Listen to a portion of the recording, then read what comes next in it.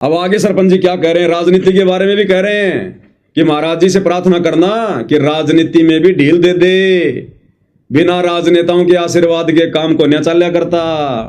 लोग हमारे सत्कर्मों में हमारे साथ जुड़ सके, वो उन सच्चाई वो आश्रम के दायरे में रहते हुए, मैं ये नहीं कहता आश्रम के दायरे से बाहर जाओ। दूसरी बात, थोड़ा बहुत राजनीतिक, मैं ये नहीं कहता मैंने राजनीति करनी है, थोड़ा बहुत राजनीतिक संरक्षण भी आज के युग में तो होना जरूरी है, क्योंकि आज के समाज में राजनीतिक संरक्षण जिसको भी प्राप्त नहीं है, कोई भी धार्मिक संगठन हो उसके बारे में अलूल जलूल बातें फैलाई जाए हैं। सुन लिया भाई और बहनों, सरपंच जी सलाह दे रहे हैं तत्वज्ञानी भक्तों को डूब के मर जाना चाहिए। गुरु के परिवार को जो चुपचाप सुन रहा है, डूब के मरना चाहिए उस नादान संगत को जो हजारों की संख्या में बैठी बैठी सुन रही है। क्या हमारे गुरुदेव ने कभी ढील दी क्या? कभी ढील देने की बात की क्या?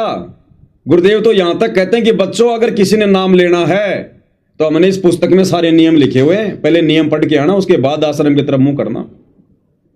और यहां सब लोग सुन रहे हैं, कोई बोल नहीं रहा। और गुरुदेव भगवान ने तो ये भी कहा है एक सत्संग में कि भाई नियम तो यही रहेंगे, चाहे एक आओ चाहे हजार आओ चाहे कोई मत आओ।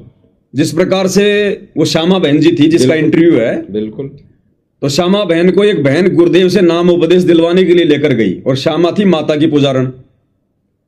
तो गुरुदेव ने कहा कि देख बहन, नाम तो मिल जाएगा लेकिन ये माता की पूजा छोड़नी पड़ेगी। बिल्कुल। तो श्यामा ने क्या कहा कि महाराज जी मैं माता को नहीं छोड़ सकती, माता की तो मैं बचपन से पूजा करती हूं, माता कैसे छोड़ दूं? तो गुरुदेव ने कहा कि बहन फिर नाम नहीं मिलेगा।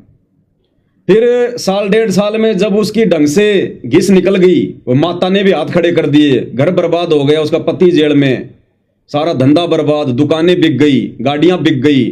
जब वो बिल्कुल एंड पे आ गई तब उसी बहन को साथ में लेकर वापस गई गुरुदेव भगवान के पास में।